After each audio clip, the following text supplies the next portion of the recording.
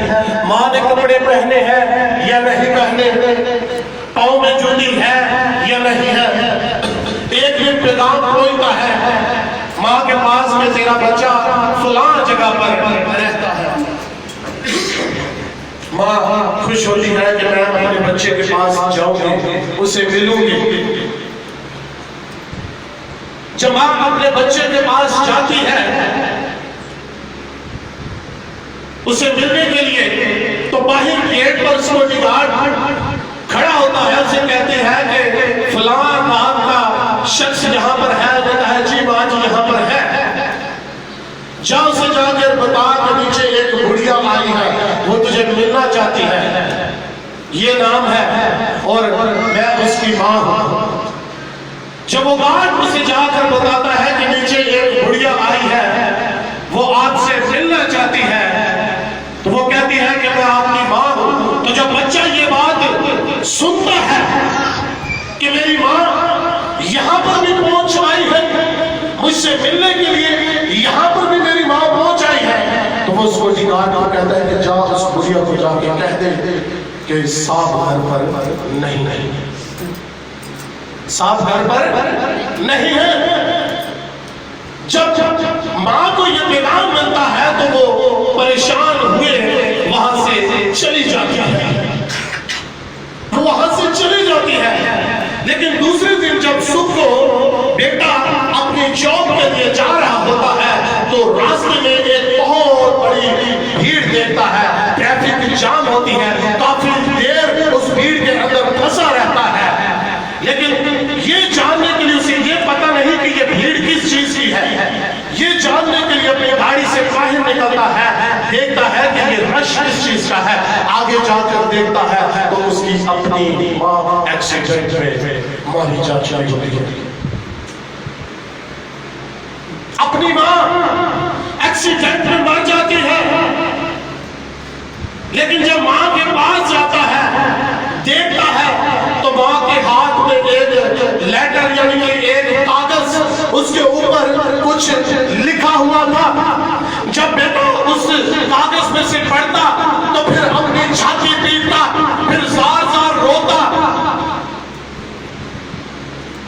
لیکن وہ ماں اس کے ہاتھوں سے بہت دور جا چکی۔ آپ جاننا چاہتے ہیں کہ اس کے اندر کیا لکھا ہوا تھا؟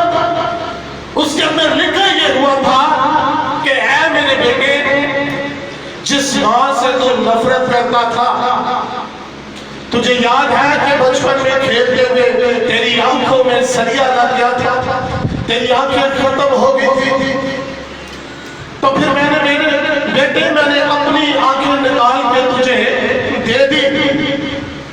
آج جن آنکھوں سے تو دیکھتا ہے یہ تیری ماں کی آنکھیں ہیں، آج جن آنکھوں سے تو دیکھتا ہے جہان کو دیکھتا ہے یہ تیری ماں کی آنکھیں ہیں۔ میرے عزیزوں، وہ بچہ پھر چھاتی پیٹنے لگا، زار زار رونے لگا، لیکن اب ماں اس کے ہاتھوں سے بہت دور جا چکی تھی۔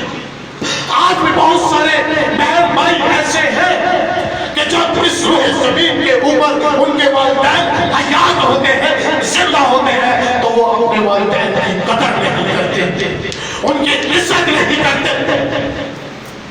جب وہ اس دنیا سے رخصت ہو جاتے ہیں تو پھر ہر تہوار کے اوپر، ہر سالگرہ کے اوپر، ہر پروگرام کے اوپر، ہر شادی کے موقع کے اوپر پھر وہ اپنے والدین کو یاد کر کر روتے ہیں۔ تو پھر میری بہنوں، میرے بھائیوں، آپ کا رونے کا کوئی فائدہ نہیں۔ جب وہ زندہ تھے، جب وہ حیات تھے، اس وقت آپ نے ان کی عزت نہیں کی۔ آج جب اس زمین سے رخصت ہو چکے ہیں تو آپ آج ان کو یاد کر رہے ہیں، رو رہے ہیں، آپ کا رونے کا کوئی فائدہ نہیں۔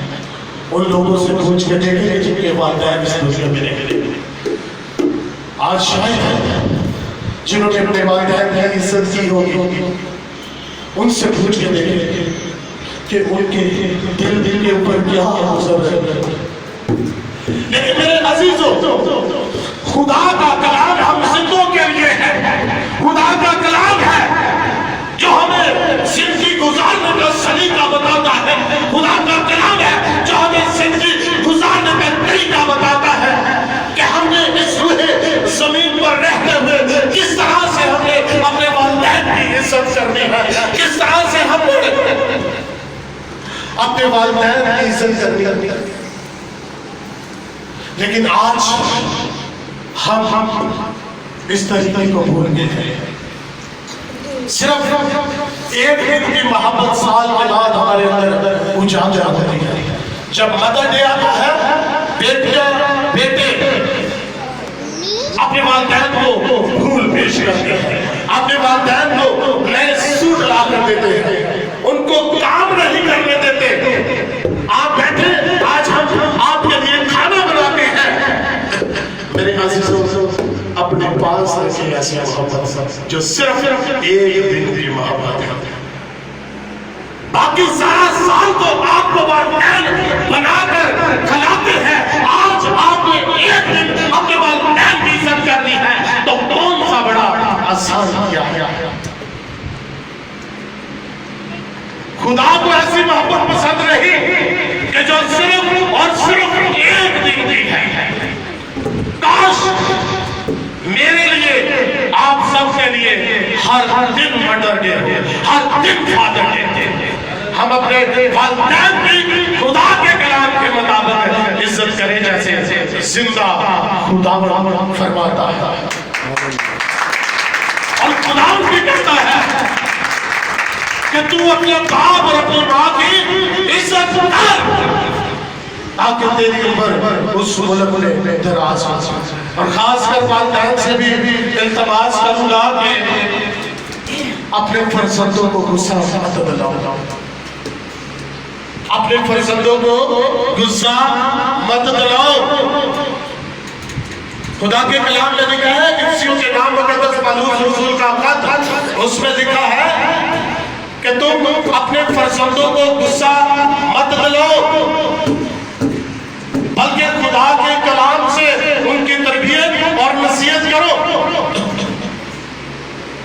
یہ نہیں کہ بچے کو غصہ دلانا ہے. اب غصہ کب آئے گا بچے؟ جب آپ انہیں برے کاموں سے منع کریں گے. اسی طرح یاد رکھیں گا کہ تربیت اور نصیحت میں فرق ہے. نصیحت وہ ہے جو منہ سے کی جاتی ہے. چاچا، ماما، تایا، پھوپھا، خالہ، وہ سب کر سکتے ہیں. لیکن تربیت وہ ہے جو پریکٹیکل کر کے دکھائی جائے. آرمی کے اندر پریکٹیکل ہوتا ہے. اگر ایک حوالدار اگر کسی کو ٹریننگ دے رہا ہے تو وہ دوسرے کو دے گا کہ آپ کا بیج درست نہیں ہے تو اس کا اپنا بیج درست ہوگا. اگر اس کا اپنا بیج صحیح نہیں ہوگا تو کیا وہ دوسرے کو نصیحت کر سکے گا؟ نہیں. اسی لیے والدین سے بھی التماس کرتا ہوں کہ خدا کے کلام کے مطابق اپنے فرزندوں کی رہنمائی کریں. فرزندوں کو غصہ نہ دلائیں بلکہ پریکٹیکل اپنے بچوں کے سامنے پیش کریں. بچے غصہ کیوں آئے گا؟ اور پتر سگریٹ رہا ہے، پتر سگریٹ رہا میں نشہ رہا تو منڈا کو غصہ کرے گا. کیوں؟ انہوں غصہ کیوں آئے گا؟ وہ کہے گا آپ پوری عمر پیتا رہے، آپ دو 3 ڈبیاں جیب سے رکھیا دے، آپ پوری عمر شراب پیتا رہے تو مجھے تو میری 3 دیواری آئی ہے تو انہوں بڑا کرتا. بچوں کے سامنے بھی ہمیں وہ نمونہ پیش کرنا پڑے گا جو ہم اپنے بچوں کو سکھانا چاہتے ہیں. آمین. خدا کا کلام دھودھاری تلوار، وہ بند اور کھدے سے گزر جاتا ہے. اس میں بہت طاقت ہے. اگر آپ خدا کے کلام کے مطابق اپنی صفیں درست کریں گے، خدا کے کلام کے مطابق چلیں گے تو یقین جانیں خدا آپ کی زندگی میں کثرت سے کام کرے گا. آمین. خدا آپ کی زندگی میں کثرت سے کام کرے گا. خدا مجھے اور آپ سب کو اپنے کلام کے وسیلہ سے بہت زیادہ برکت دے.